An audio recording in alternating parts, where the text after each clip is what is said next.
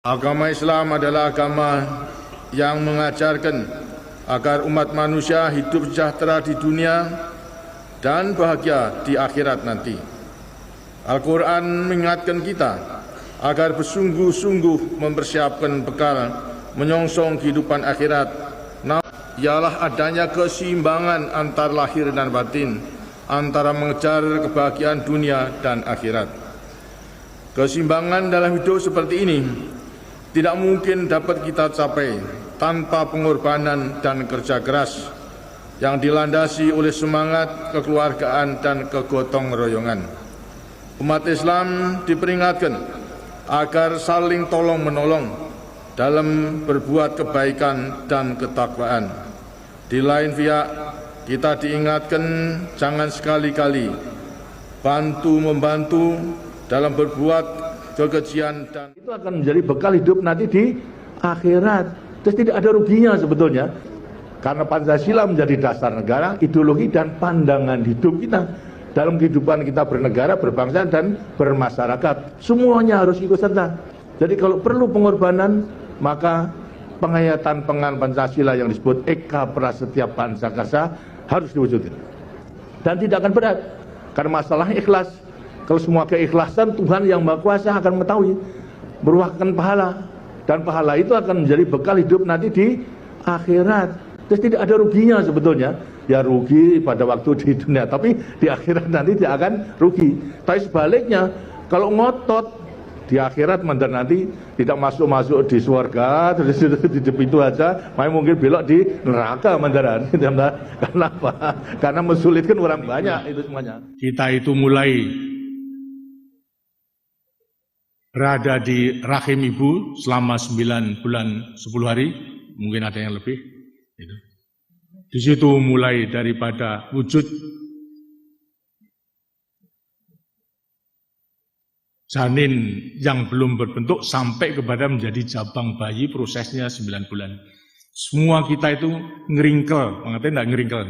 Ngeringkel itu ndekem atau memang tidur di rahim daripada ibu. 9 bulan 10 hari lazimnya semua.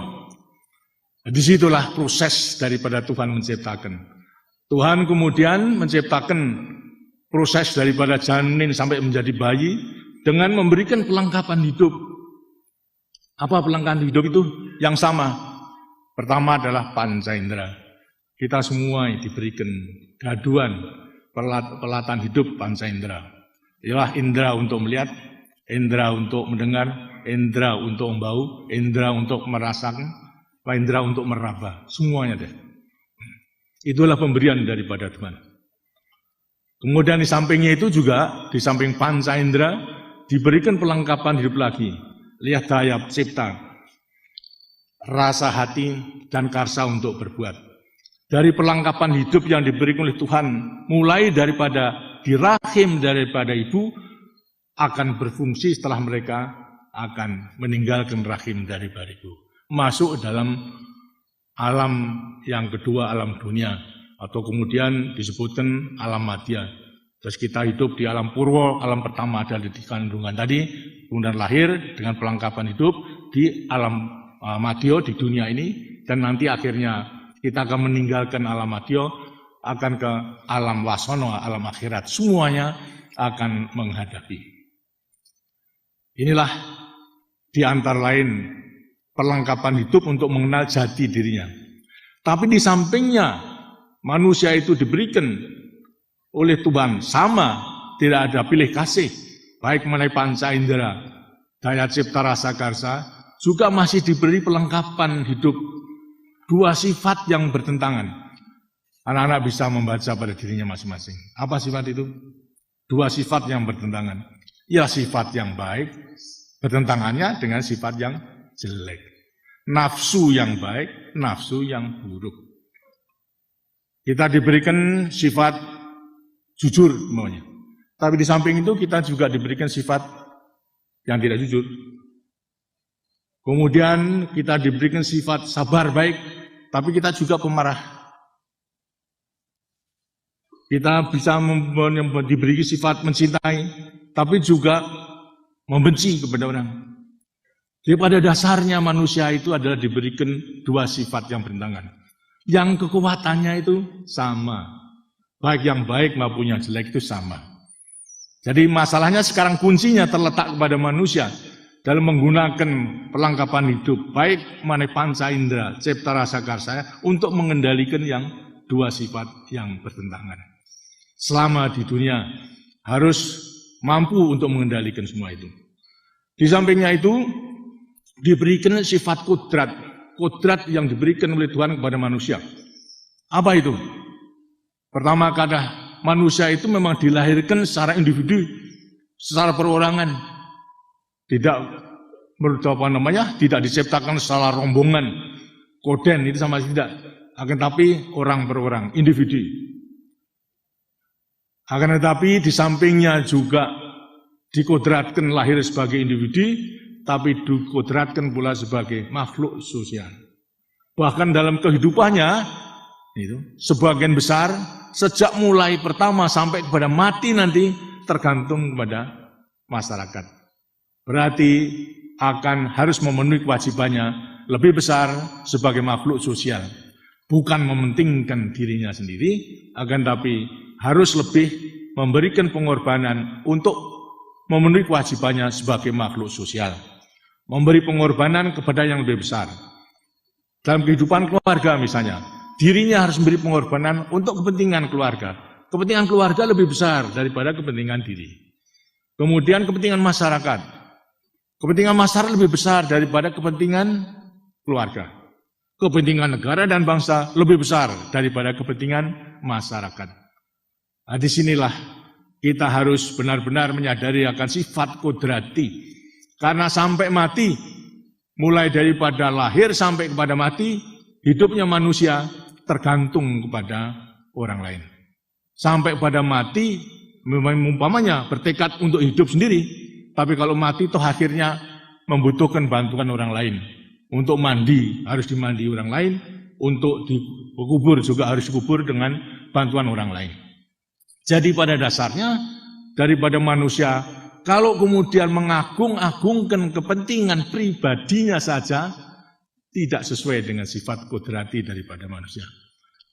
Tapi harus bertekad untuk selalu menyediakan dirinya berkorban untuk kepentingan yang lebih besar. Karena kunci pokok daripada penghayatan pengalaman Pancasila adalah Eka Prasetya Pancakarsa yang telah dirumuskan dalam P4 yang telah diputuskan oleh Majelis Permusyawaratan Rakyat. Karena itu daripada anak-anak harus juga berlatih melaksanakan Eka Prasetya Pancakarsa itu. Baik mengenai Eka Prasetya adalah tekad satu untuk mengorbankan kepentingan diri, memenuhi kepentingan lebih besar dalam mewujudkan panggilan daripada 5 sila. Baik nilai-nilai ketuhanan, nilai-nilai kemanusiaan, nilai-nilai persatuan tadi yang penting, nilai-nilai kerakyatan yang dipimpin oleh hikmah kebijaksanaan dalam persoalan perwakilan berdemokrasi, nilai-nilai keadilan sosial. Jadi pada para remaja hendaknya berpegang pada 3 hal tadi, persatuan, kemudianlah mengetahui daripada melaksanakan Tridharma, dan kemudian melaksanakan Pancasila, mulai daripada mengenal jati dirinya maupun juga daripada sifat kodrati. Kalau itu bisa dilaksanakan, demokrasi yang ingin kita tegakkan, musyawarah mufakat, pasti akan bisa laksanakan. Karena mufakat didukung oleh pengorbanan daripada mereka yang lebih kecil daripada pendapat yang lebih besar.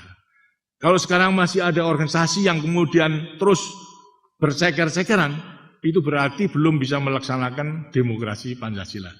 Karena golongan itu masih mempertahankan secara mutlak kependiriannya masing-masing. Apalagi golongan itu kecil. Itu dengan isinya merupakan satu ukuran, mereka belum benar-benar hanya menerima Pancasila, tapi penghayatan pengalaman Pancasila belum pula bisa dilaksanakan daripada semuanya. Jadi demokrasi yang ingin kita tegakkan bukan demokrasi separuh tambah satu, tapi demokrasi Pancasila ialah musyawarah mufakat. Kalau memang perlu, ya kita harus kaji dengan ukuran separuh tambah satu, berarti melibat pungutan. Tapi selama kita bisa menerapkan musyawarah mufakat, tidak akan Tidak perlu daripada pungutan itu. Tapi andai kata memerlukan pungutan, oke, itu bisa dilaksanakan. Bukan kita tabu akan ada pungutan, bisa dilaksanakan. Tapi kalau benar-benar kita menghayati dan mengalami Pancasila, maka tidak perlu daripada voting, pungutan suara, karena masalahnya adalah harus musyawarah, adu argumentasi, mana argumentasi yang paling baik yang menguntungkan bangsa kita, itulah yang harus dibenarkan. Maka yang kecil harus mengorbankan dirinya untuk dapat menyetujui pendapat yang lebih besar yang telah dinilai itulah yang menguntungkan yang lebih besar. Bagi kita yang terbesar adalah kepentingan negara dan bangsa. Sekarang ini kepentingan pembangunan sebagai pengawalan Pancasila. Nah, anak-anak remaja dalam melaksanakan kirab remaja itu merupakan salah satu daripada jalan untuk dapat mengenal daripada keadaan negaranya, keadaan tanah airnya, sehingga kemudian akan mencintai daripada tanah airnya, kemudian akan memanfaatkan tanah airnya untuk mencapai cita-cita masyarakat adil dan makmur berdasarkan Pancasila. Sekembalinya anak-anak di tempatnya masing-masing, tadi 27 remaja yang dikirim kepada provinsi, artinya 26, yang satu tetap tinggal di tempat, ditambah satu lagi cadangan, lantas bisa kumpul untuk membuat suatu analisa mengenai gambaran keadaan daripada tanah airnya, sehingga akhirnya bisa meyakini akan keagungan daripada Tuhan Yang Maha Kuasa, daripada rahmat yang diberikan kepada bangsa Indonesia memiliki tanah air yang demikian potensial. Akan tetapi sekali lagi, bagaimanapun juga potensi yang dimiliki oleh tanah air kita, kekayaan yang dimiliki tanah air kita, kalau kita tidak bisa memanfaatkan, dengan sendirinya juga tidak ada manfaatnya daripada bangsa kita. Karena itu pelajarilah terus, yang kemudian sumbangkan pikiran-pikiran yang baik bagi pertumbuhan remaja sampai kepada pemuda, pemuda dewasa menjadi pemimpin-pemimpin nanti di daerahnya masing-masing. Demikianlah mungkin bekal yang bisa saya berikan dalam para remaja mengembangkan dirinya dalam turut serta menyempurnakan dirinya sebagai komponen sumber daya manusia yang harus kita kembangkan. Di dalam memasuki kebangkitan nasional kedua, maka perkembangan pembangunan sumber daya manusia sehingga memiliki daripada ilmu pengetahuan dan teknologi, maka akhirnya saya percaya bahwa para remaja yang nanti akan menjadi generasi penerus akan bisa melanjutkan perjuangan kita untuk mencapai cita-cita perjuangan kita. Masyarakat adil dan makmur berdasarkan Pancasila, makmur dalam keadilan, adil dalam kemakmuran. Mudah-mudahan akan bisa dilaksanakan dan para remaja akan bisa menikmati daripada semua.